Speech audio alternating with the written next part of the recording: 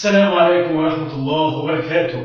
اتكلمت في الجزء الأول من سلسلة الأندلس إن فكرة فتح الأندلس بدأت فعليا سنة 86 هجريا، وقلنا كمان إن طارق بن زياد ومعاه 12000 جندي قدر إنه ينتصر على جيش القوط اللي كان مكون من 100000 جندي بقيادة لوزريق. وقلنا كمان إن من قول طارق بن زياد البحر من خلفكم والعدو أمامكم. قلنا ان الكلام ده ما حصلش، وقلنا كمان الاسباب. فلو انت ما شفتش الجزء الاول يا ريت تبص تحت في الوصف، هتلاقي الرابط بتاع الحلقه الاولى. خلونا بقى نتكلم في الجزء الثاني. بعد فتح الاندلس اصبحت ولايه تابعه للدوله الامويه، وتميز العصر ده بالازدهار وظهور الكباري والقناطر زي قناطر قرطبه اللي كانت تحفه فنيه في وقتها، وكمان تميز بدخول اغلب اهلها في الاسلام، ونقلت عاصمه الدوله من طليطله الى قرطبه. لكن اهم ميزه يتميز بها العصر ده هو الجهاد في فرنسا، وكان من ابرز ولاة هذا العصر السمح بن مالك الخولاني اللي عينه الخليفه عمر بن عبد العزيز عام 100 هجريا. واول ما استقرت الاوضاع في الاندلس بدا الجهاد في فرنسا، واستمر في الجهاد لحد ما استشهد في يوم عرفه عام 102 هجريا. وجه بعده القائد عنبسه بن سحيم اللي استمر في الفتوحات لحد ما قدر انه يسيطر على 70% من اراضي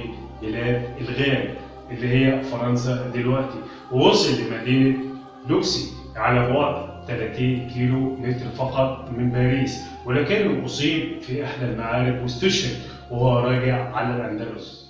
لكن جه بعده وبعد الولايه الطغاه، وظهرت الفتن والعنصريه ما بين العرب والبربر لحد ما جه عبد الرحمن الغافقي اللي قدر انه يقضي على الفتنه دي وياخي ما بين العرب والبربر، واستأنف كمان الفتوحات في فرنسا لحد ما وصل لمدينة بواتيه. ويعتبر جيش عبد الرحمن الغافقي هو أكبر جيش دخل فرنسا، وكان تعداده 50,000 جندي مقابل 400,000 جندي بقيادة شارل مارتن اللي جمع الجيش ده من جنود ومرتزقة على اليهود. وكان خلاص المسلمين على وشك الانتصار، لكن في اليوم العاشر من المعركة استشهد القائد عبد الرحمن الغافقي، وده أثر على الجيش الإسلامي بالكامل، وبالتالي انسحبوا بالليل. ودي كانت أبعد نقطة يوصل لها الجيش الإسلامي، وما حصلتش أي فتوحات تاني أبعد من كده.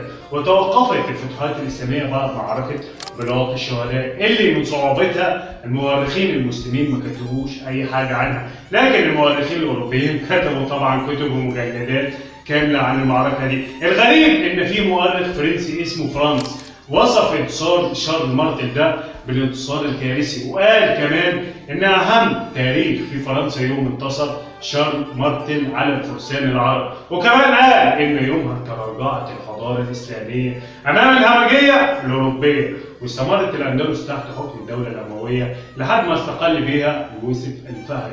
يوسف الفهري كان آخر ولاة الدولة الأموية على الأندلس. بعدها ظهرت الدولة العباسية وانتشرت الرايات السوداء في كل مكان اللي كانت جاية من خراسان، وقدرت تقضي على الدولة الأموية وتقتل كمان آخر خليفة أموي هو محمد بن مروان. وفضلت الدولة العباسية تقتل في الأمراء الأمويين ما عدا واحد بس هو اللي قدر يهرب، وهو عبد الرحمن بن معاوية الملقب بعبد الرحمن الداخل، اللي قدر يهرب بمساعدة الخادم بتاعه لحد ما وصل للأندلس. لما وصل عبد الرحمن بن معاوية للأندلس ليه؟ إنه في قوتين بيتصارعوا على الحكم، العرب اليمنية والعرب القيسية، وقدر بذكاء شديد يخلي العرب اليمنية في صفه، وكمان معاهم الأمويين اللي هربوا من الدولة العباسية.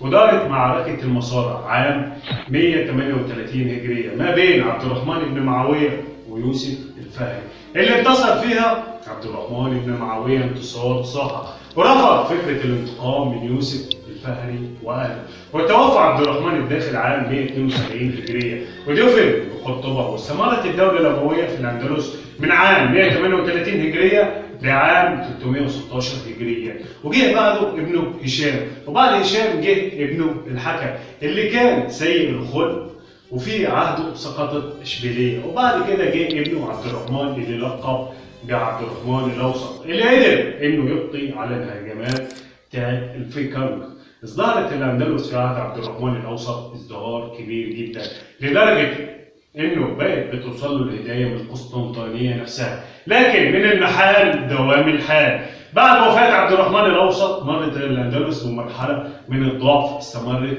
300 عام.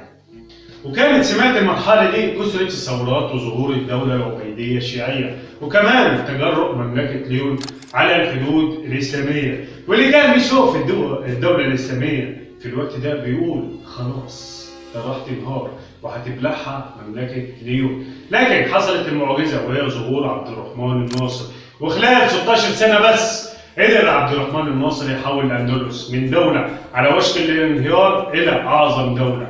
بص عبد الرحمن الناصر للشرق فلاقي دولة السلاجقة خلاص سيطروا على بغداد وقتلوا الخليفة العباسي هناك، وكمان الدولة الفاطمية الشيعية سيطرت على بلاد المغرب، فليه إنه أحق دولة بالخلافة هي الدولة الأموية بالأندلس. وبالفعل أعلن الخلافة الأموية بالأندلس، وبعدها 3 سنين هاجم الدولة العبيدية الشيعية وقدر ياخد منها طنجة وسبتة، لكن تعرض للخيانة من حاكم سرقسطة، فقرر إنه يعذبه وكمان يسيطر على سرقسطة. وبالفعل سيطر على سرقسطة.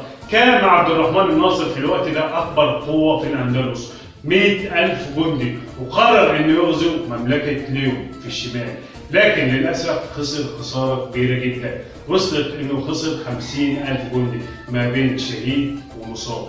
لكن عبد الرحمن الناصر ما يئسش وقرر انه يغزو مملكة ليون مرة تانية، ودارت الحروب ما بين عبد الرحمن الناصر ومملكة ليون، لدرجة ان مملكة ليون حست انها على وشك الاختفاء، فطلبت من عبد الرحمن الناصر هدنه ودفع الجزيه.